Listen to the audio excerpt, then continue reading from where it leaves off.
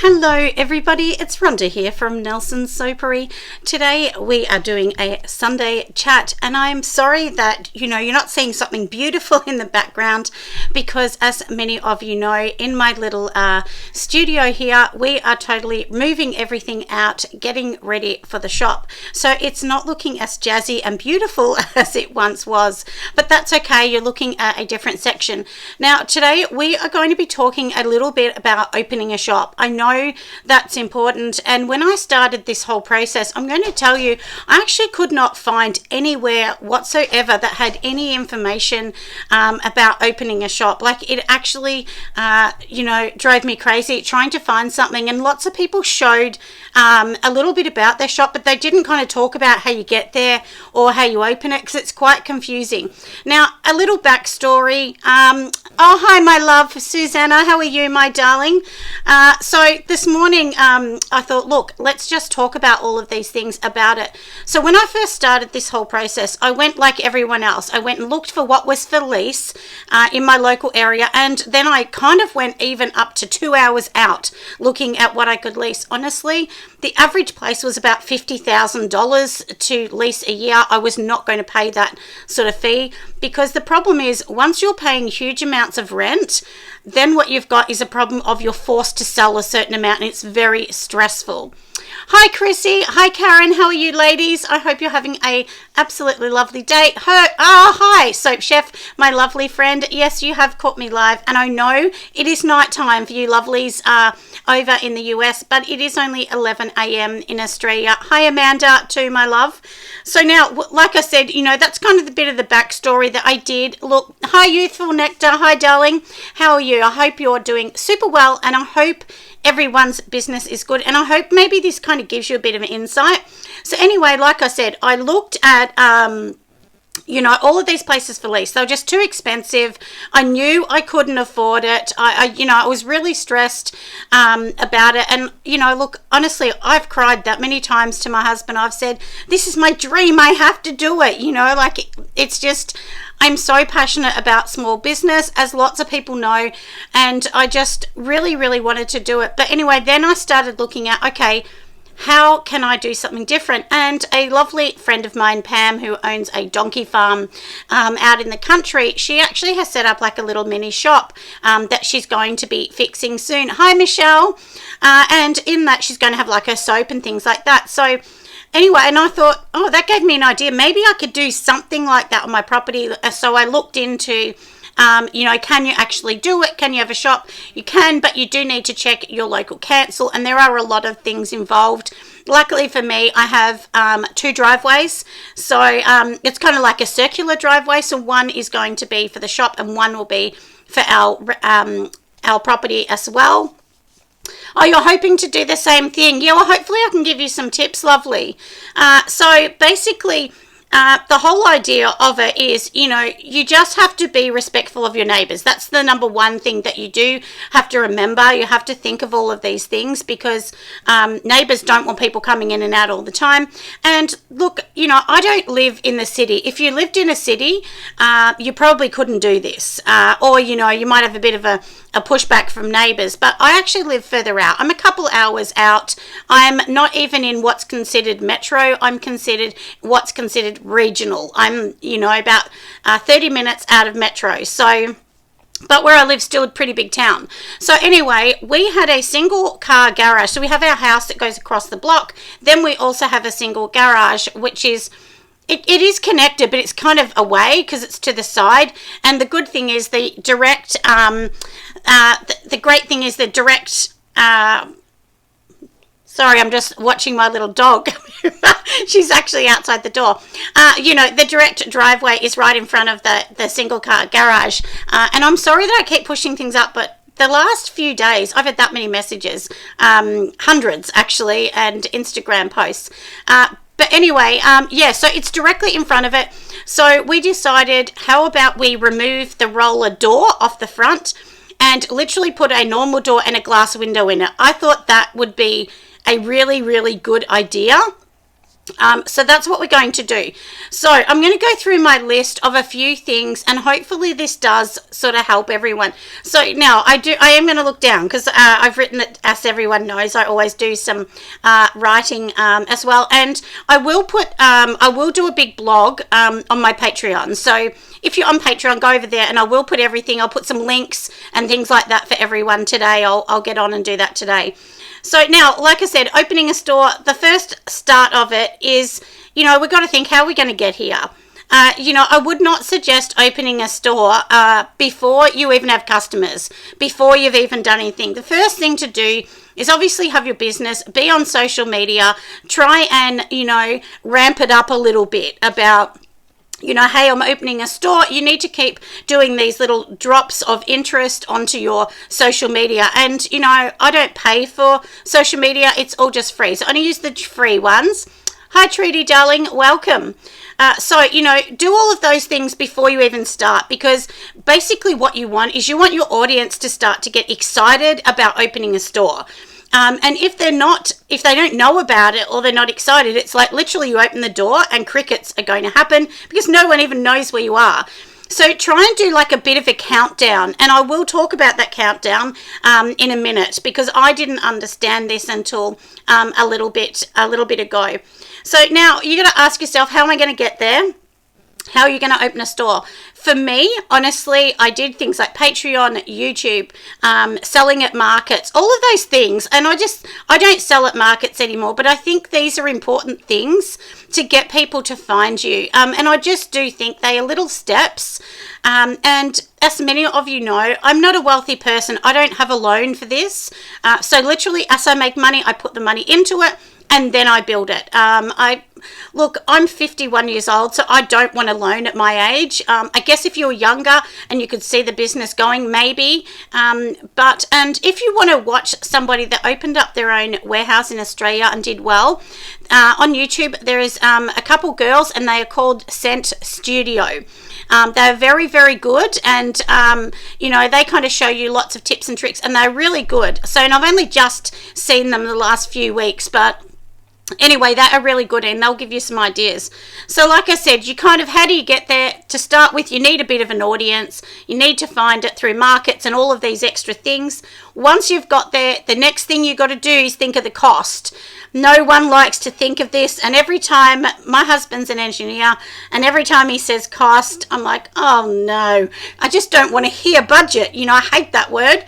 But unfortunately, doing these things costs money. And luckily for me, my son is a roof tiler, and my husband is an engineer, and my husband is very good at building. That's kind of his hobby on the side. He doesn't sell anything. It's just his hobby.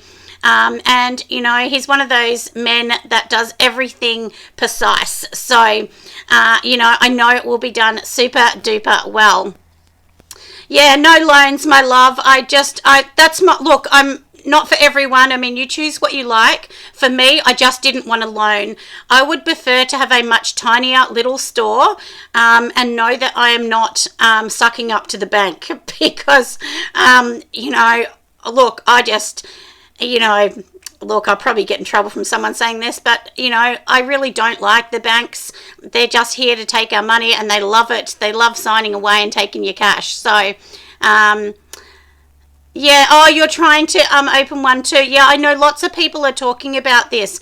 And, I've noticed on my walk, everyone, because I walk quite a lot, and I actually notice how many how many houses actually run a business from their house. And if you Google it online, can I run a business from your house? You'll usually get all the information you want, and then, obviously do your due diligence and, follow all those steps up and see if you can actually do it.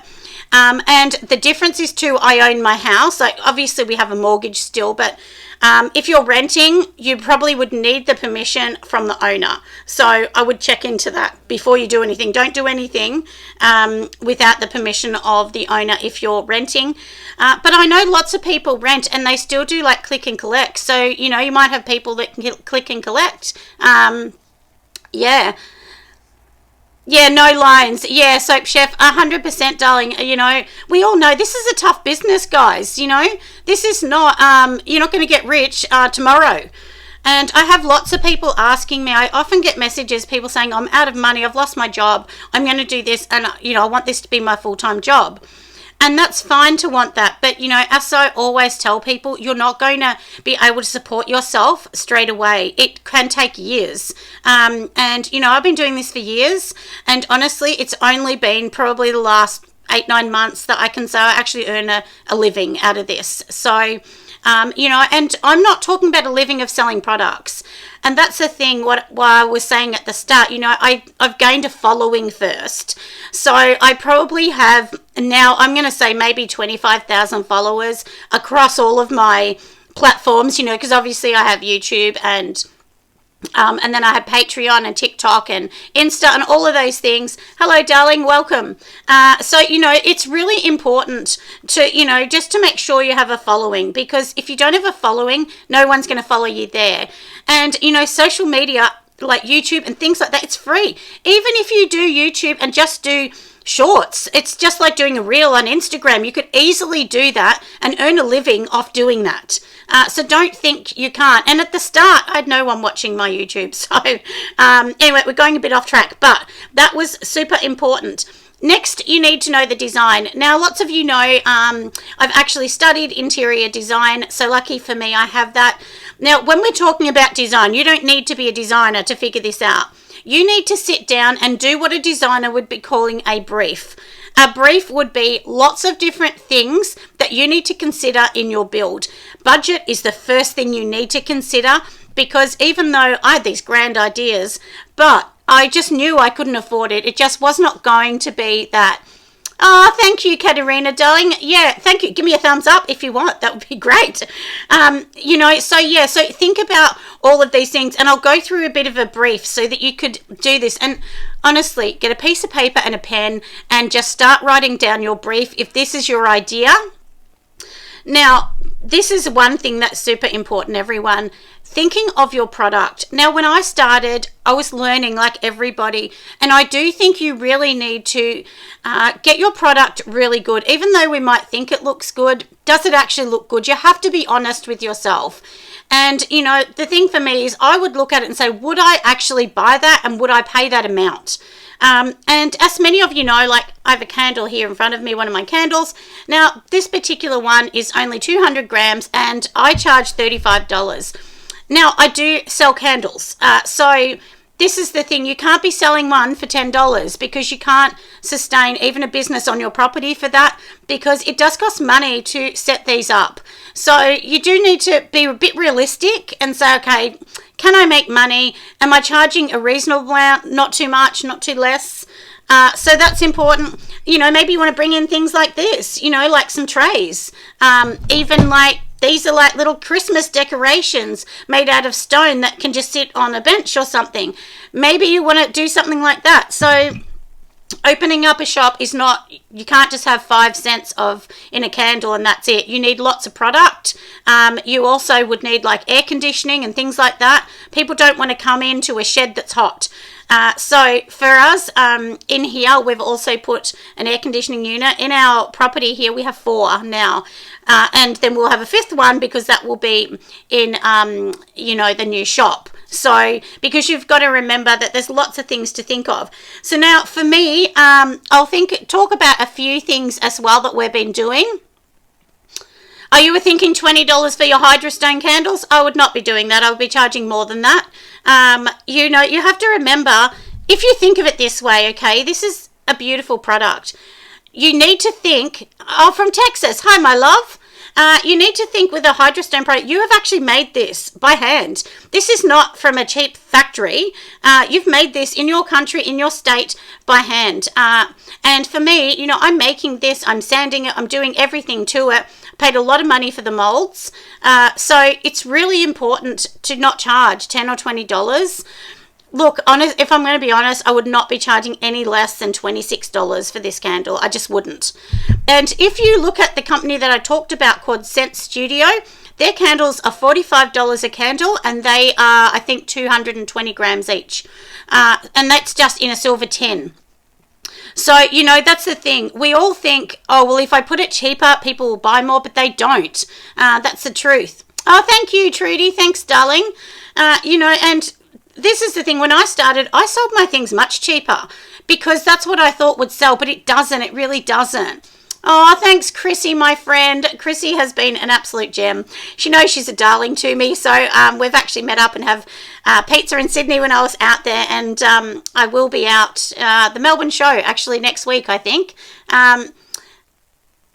You don't know how I find the time. I'm one of these people that I never sleep. I don't ever sleep, and since my darling dad has passed away, I don't sleep because I was always up looking, checking on him and things. So, and my dad's been gone for almost 2 years and I'm still the same. I still only sleep about 5 hours a day. So, but look, I had 7 children. I'm a busy woman. I love being busy. It's not me to sit down, Oh, it's okay, Joy. You're welcome to be late, my love. It doesn't matter. We're still blabbing on and talking. So now, like I said, we have talked about all the costs, the design, the product being good, the branding. Absolutely, everyone. Your branding must be good. Please make sure that is your number one focus. I've learnt this the hard way. I've changed my brand so many times, and it's okay to change your branding, lovelies. It really is. So don't be scared to do that, because your branding, if you think you're opening up a shop, can you imagine if you've got a purple one here, one that says love on this, one that says Nelson on this? It looks messy. It doesn't look professional. And it doesn't matter whether you're going to open a shop on your property, on your farm, or whether you're going to open it in the city in a retail space. You want everything to flow really nice. You need consistency. It's super important. Cohesion. That is a word that is used a lot in design, and it's so, so important. Oh, you're changing your brand. Good on you, darling. And it's really important to look and change your brand. And look, one thing I did is I remember watching a YouTube from Jerica, and she was saying how somebody had stolen her brand. So then she started putting on her images basically a watermark on it. I tried that and people didn't like it. So I had to kind of go away from that either as well. Oh, you tried Hydrostone, my love. Yeah, much better than cement. Easy, lighter. There's a lot of bonuses to Hydrostone if you're going to try it. And for anyone in Australia, I get mine from a company called Barnes, which is Barnes. And I buy it in the massive big bag, which I think is about $120 a bag. But, you can make lots and lots of candles. And then your jars might only equal being like $1.50 a jar. So it's not that expensive to make. It's time consuming. And and talking about brand, I have been working with Lee Molds in Australia, and I'm pretty sure there's also another one. My friend from Coconut Coast did tell me she got hers. I think I'm going to say Canada Molds. It might be Canadian Molds. They also do them as well and send anywhere in the world. And Lee Molds are newer at doing this, but they've done mine and I'm super happy. They've shown me it and they're going to send it to me next week. So I'm so excited to get my hands on it. It looks so gorgeous and beautiful as well. Oh, you paid $78 for 50 pounds, Karen, in the US. Yeah, in Australia, everything costs double the amount, love. It's so expensive here. So, and I'm talking Aussie dollars, obviously. So now, like I said, when we're doing a shop, you need to think of a brief. So I've broken this down into sections. So when you're thinking about your brief is going to be what your shop's going to look like, your design, how it's going to happen. So number one is look at the colors you want. For me, clearly it's going to be pink because pink is my jam. My whole company is about pink. Also, look at the theme of your store. Do you want it to be really pretty? Do you want it to be a bit streetwise kind of looking as well? It's a bit hard to find, Karen. Yeah, I've heard Hydrostone is not in every place. There's also another one called Castmanite as well, but I don't actually use that one as well. You just found a business coach. Yeah, a lovely business coach, and I will put Kirsty's links down below. She's called the Candle Business Coach. She's amazing. Even if you're a soap maker, she's really good, and she will send you inspirational tips, and you can have meetings with her and so on. But I'll put her link down, and she will be at the conference talking. So I'm really excited about her talking because sometimes a business coach can be super helpful, everybody. So after we're thinking about theme, themes. Also your budget. I mean, that is so important. You know, you can't say I'm going to build a $10,000, in a shop, like buy $10,000 of products or shelving, if you don't have the money. So if you've only got 4,000, you've only got 4. Just be realistic, whatever you have. Also, what is your materials you're going to use? Are you going to use something that's just going to be plaster on the inside, or do you want like bricks? Do you want a pretend brick? Do you want wallpaper? There's so many things you can do. Graffiata, which is, you know, like a concrete sort of splash sort of look. There's lots of things to think about that. For me, I want mine to be really elegant and classy and pink. That's just my jam and what I want. Then think about your design. So to give you an idea, as I said, mine is going to be in my shop. In my single car garage, which is going to be totally renovated, the roller door ripped off, and it's going to have a door with windows. So it will look exactly like a shop. And now when we're thinking of design, one thing you've got to think of is what's going to attract someone. So for me, the outside's going to be pink. My house is actually a salmon-y sort of colour on the outside anyway, so it will match that. And, you know, just think of your design. So in your window, one thing I've seen that I love is, you know, a lot of people have like a swing. You could have like a pretend swing in the back with flowers hanging off it. You could have flowers draped from the roof. There's so many things that you could do. So think about your design, you know, how you actually want that to come together. Do you want white shelves? Do you want it just to be shelves on either side? Do you want people to walk in and out? Do you want photo opportunities? Because people will come to your shop for photo opportunities. It's so super important. Also, your style. Just think about your style. So for me, I would never do a street style because it's not me. Oh, you're excited for me, Karen. Thank you. And I will be filming this as we go along. You will see me do little snips of it. I did do a little snippet on a story, and I think I just put it on TikTok this morning, which was my son doing the roof. So for us, because my home was built in 1947, the garage, we needed to remove all the mortar and re-grout the whole thing. And luckily, my son is a roof tiler, so he actually came and did all the roof and made it all beautiful.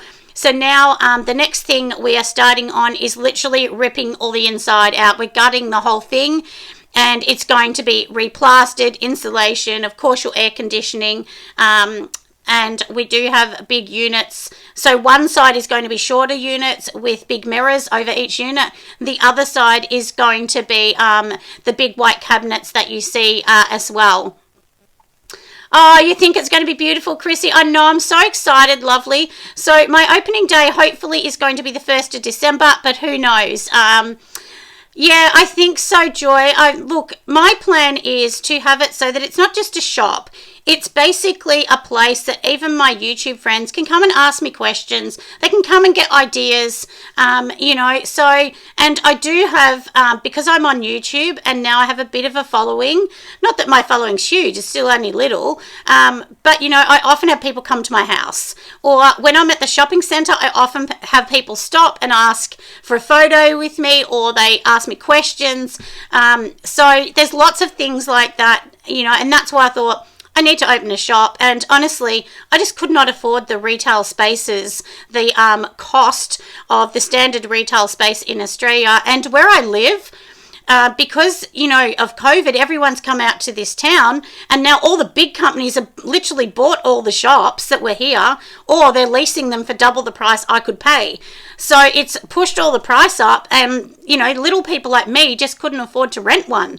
So I thought, what is the next idea? And I actually seen another lady do this in the UK, and I thought, wow, okay, that's a great idea. Maybe we could do that. So the whole idea is the shop will be, all the Sunday chats will be in there, and it will also be, you know, for everyone else to come and have a look as well. Oh, thank you. Thanks, lovely. Thanks, Lisa. So basically, you know, for me, lots of people say that they love to see the growth. And that's what I say, you know, don't get sad when people aren't buying your things every day or even once a month, because there was months I had with not even one sale in a month. And I'm obviously have a bit of a following. So don't hate yourself if you're not going to do that as well. It's Saturday, lovely, in Alaska. Yeah, I do know lots of my friends overseas. It is Saturday, but for us it's Sunday morning at 11:20 or something a.m. Here. So yeah, a bit funny, isn't it? So my opening times as well, I'm being realistic. The opening times for me are going to be Tuesday to Saturday, because then Sunday, Monday will be my weekend, and I'm going to force myself to have a weekend off. But I will do the Sunday chat every fortnight in there. Oh, thank you, Chrissy. And yeah, I do hope that I do, you know, give a little inspiration, because I know, you know, we're so passionate about this and it's so hard, and you just really, really want to help, you know. Oh, somebody's saying, oh, thank you, you know, for YouTube and Patreon. And, you know, even on Patreon, look, I'm one of these people that you've kind of got to say what you offer. Sometimes I'll offer more or whatever, you know. It's just, you know, I just don't stick to an exact schedule. You know, it works for me, but I'm not going to say it works for everyone. It might not, but that's just basically how I do it as well. 8:30 p.m. in Chicago, my love. Welcome. So yeah, so now we've talked about all of that as well. So now I'll tell you what I actually have to do in regards to, so say you have a shed and you think, okay, maybe I could do it in this shed. These are things you need to think of. There's no good having the roller door, because people are not going to come in. It's not very attractive to have a roller door. So you've got to think of, eye appeal is buy appeal. So if somebody turns up at your shop and then they see a roller door, they'll be like, oh, no, and they won't come in. But, you know, if it is an actual shop door, which is what we're doing, we're removing the roller door, putting a single door in the middle that will be pink, and then windows on either side and some nice trim to make it look beautiful as well. Oh, thank you, Youthful Nectar. You're an absolute love, my love. I really do appreciate when people say, you know, that they get a lot out of what I do, because when I started on YouTube, and I've said this a few times, I actually did over 100 videos. I never earned any money on the videos. None. Not a cent.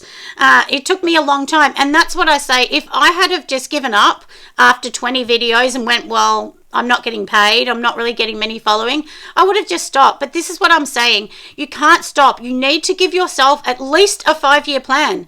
A lot of businesses will say they did not see success until 10 years. You know, it's really important. And when I talked earlier about the girls from Scent Studio that have a channel that I've actually watched a few of their videos, one thing that I will tell you about those girls, as they were saying, they didn't even take an income at the start. But you've got to remember that we're all different. So I have a design background, so that does give me a little bit up on some other people. Whereas the girls from there, as they said, they like had a PR sort of background, a marketing background. What they actually did is they even sent, you know, they wrote a whole thing up and they actually sent it to newspapers. They sent things to influencers. They sent gifts out before they even opened. So, you know, to try and get people to, you know, I guess, you know, sort of promote them a little bit. Myself, I honestly, at the start, I could not have afforded to even post them out. I didn't have that spare money to just make things and give them away like they did. And I think they said they gave away 50. Some of them were baskets with wine and everything in them, which is a lot of money. And I think they said they roughly invested over 10,000 at the start. And a lot of people don't have that. So I guess for me, my channel is really about just trying to help everyone understand how you can start as well. Oh, that's right, lovely. Yeah, you got to do lots of testing at the start. You know, I always say that. Sorry, I didn't add that in. But, you know, test your product. Make sure it's good. It's no good making a candle that looks fab and then it doesn't even work. And, you know, look, I've said this a number of times. You need a website. Please, everyone, you need a website. I know it costs money, but you need one. You know, people do not take you seriously without a site. Even if you've got Etsy, I still think you need a site.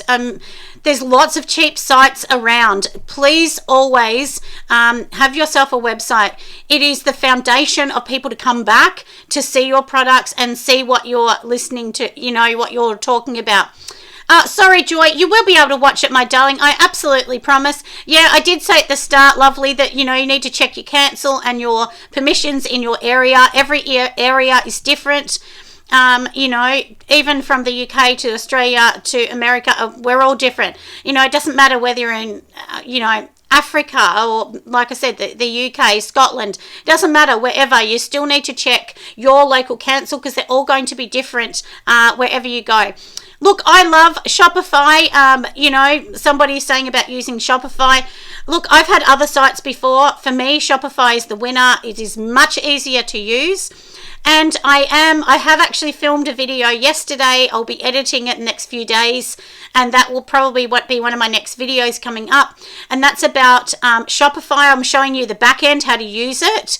And so basically, I have my normal Shopify, and then what you can do is you can make a second Shopify that's not public, and you can work on that, and when you're happy with that, then you can change them over. So I'm actually going to a paid Shopify theme because at the moment my Shopify is very slow. It's only on like 40%, which is really bad, and it's because I have a very old 2.5 version and I didn't update when Shopify did their big updates. So I'm actually paying for a theme, which is going to be, I think it's a 12 theme. And so that basically means that it will just continuously update it because you paid for the theme. So there is a difference between getting free and getting paid as well. And when you're building a store, you need your Shopify and everything.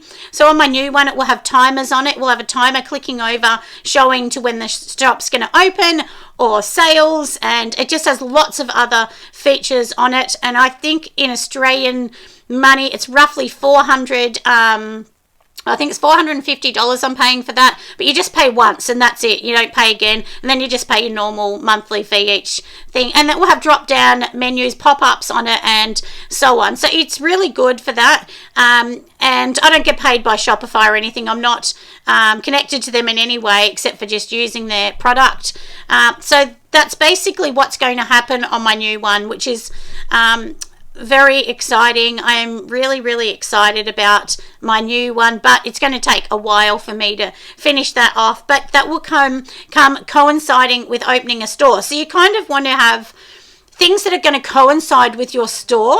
So if you have a new site, if you have a new product, start to sort of release things to give little teasers as you're going to open your store. So now, as I was saying before, let me get back into the next bit as well.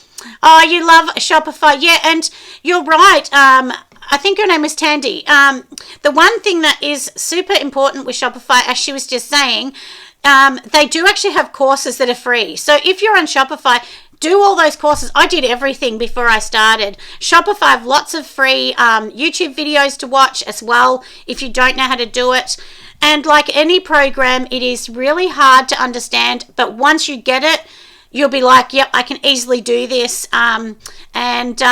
Anyway, I personally like, shopping has a lot of other built-in things. That's what I personally like, a lot of analytics and things like that. And if you're going to go to a company like MailChimp, where they will actually, that's like a third party, and basically you can have pop-ups and emails and things like that that come up on your screen. But if you update to a paid Shopify version, most of them will actually have that in them. And so that means you're not paying for that as well. So it does work out pretty reasonable when you think about it. But like I said, the store, so what I have to do now, because if you've got a garage, usually you need to update your store. I update my Shopify store every single week. Every week I go through it and look at things. You just need to make sure you're pretty adamant at doing that. Good morning, Emily. It's about 11:30 now, my love, in Australia AM on Sunday. So for me, for the store, I have to do things like subflooring. So if you have a garage, usually garages have a slight slope, and that's in the design element because it actually allows for the rain to not to come in, to go out if it's flooded. So usually they're not totally flat. They have a very slight slope. So obviously being a shop, you don't want that. So we have to do a subfloor to even the floor out on ours. That's the first thing. Then we need to do some inner wall frames because we don't want the ugly concrete sort of backing that we've got, and then it will be plastered. So that's something we need to do as well. Oh, you're in South Africa, Emily. Welcome, darling, to my little Aussie, YouTube on a Sunday chat, my love. So once we've done that, then we need to put a ceiling, of course, cornices, plastering, down lights. I mean, you name it, has to be done. We'll have a feature wall, a new counter, and then, of course, all of the, inner sort of pieces will need to go in, which will be, and for anyone that doesn't know, in my other videos where you see the big white shelves behind, they are actually IKEA shelves, and they're called Billy Blue bookshelves. So I've got the tallest ones, and then the top piece, which lots of people ask me about it, looks like a Hamptons kind of trim kind of on it. My husband actually designed that. He made that, which sits on top of the case. So, and that's just, and another thing you can do, you can put like cupboards in the bottom of your Billy Blues, because the bottoms, you don't really use that much. So it'll give you storage, whether you're, using an extra room or part of your lounge room to store your things in, anything, that's something that you can definitely do. So, and also, like I said, think of things like the outside, does it have plants? Does it look pretty from the outside?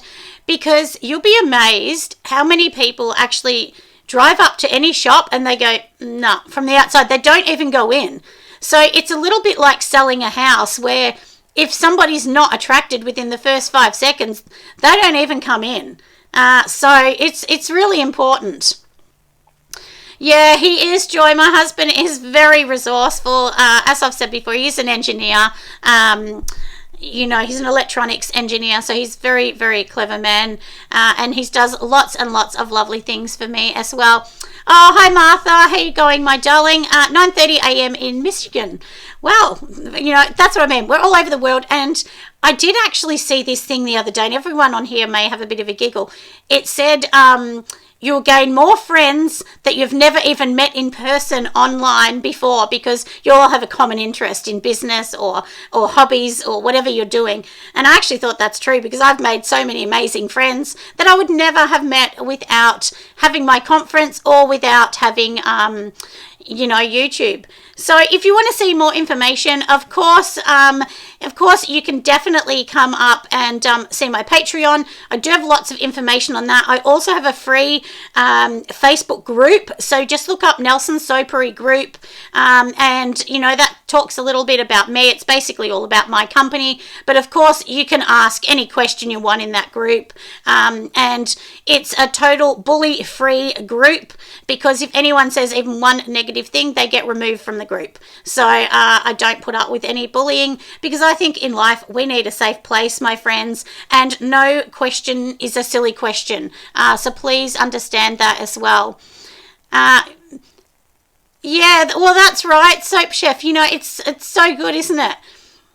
Our Facebook group is, thank you. You love the group. Look, I think it's a great group. A lot of people don't post on it. They're welcome to post, but generally it is more about my business, and, and hopefully I give you some tips and tricks on things I do. And it's more just giving you some, I guess some little tricks of things that you can actually do and learn. And hopefully that kind of helps. So anyway, I hope today has been super helpful, just giving you an idea on, just think outside the box. If you can't afford a store, there may be other avenues on what you can do. Sometimes you can even have a permanent spot at a market. Personally, I hate markets.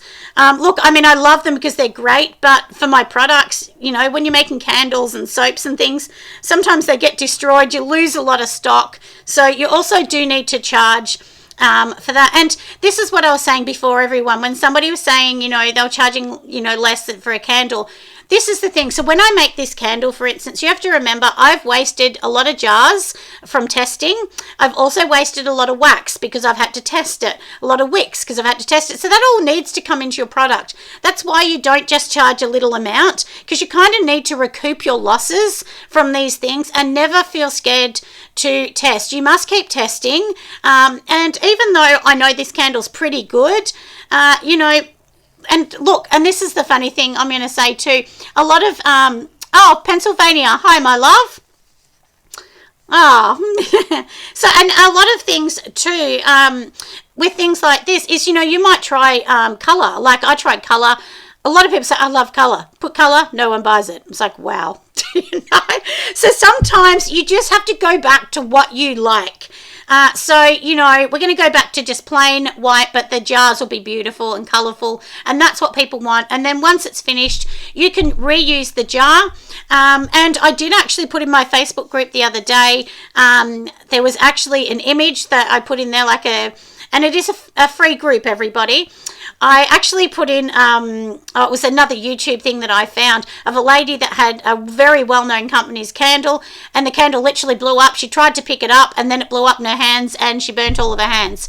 So that's why you test, everybody, and have insurance, because you just don't know, and we don't know how someone's going to use it.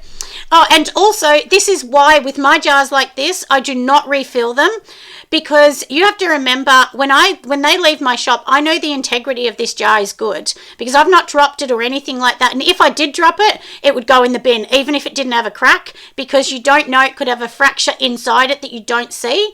But when someone takes this home, they might have cleaned it out or they've used it, and then the integrity of the material can be damaged from what they've done at home. We don't know what they've done at home, so filling it gives you a liability. So that's why I don't fill jars.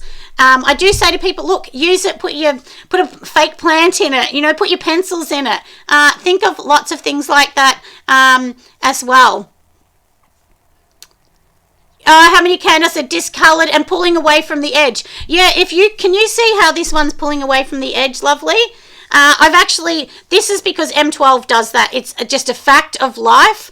But I've now come up with a solution. So if you love M12, I actually use 80% M12 and I use 20% A05, and that has actually made them stop pulling from the edge. So, you know, but you could use, you know, M12 with, you know, like maybe a little bit of soy or coconut soy. That will actually help it bind a little bit better to the side.